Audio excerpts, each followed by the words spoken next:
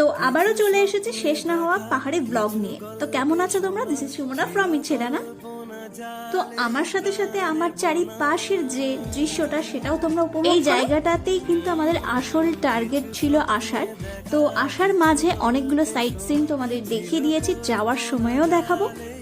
তো এটা মেইনলি একটা রিসর্ট, যেখানে একটা ক্যাফে রয়েছে। এই ক্যাফেতে দাদা চা অর্ডার করেছে, চা আসবে, চা খেয়ে তোমাদেরকে সাইট সিন করাবো।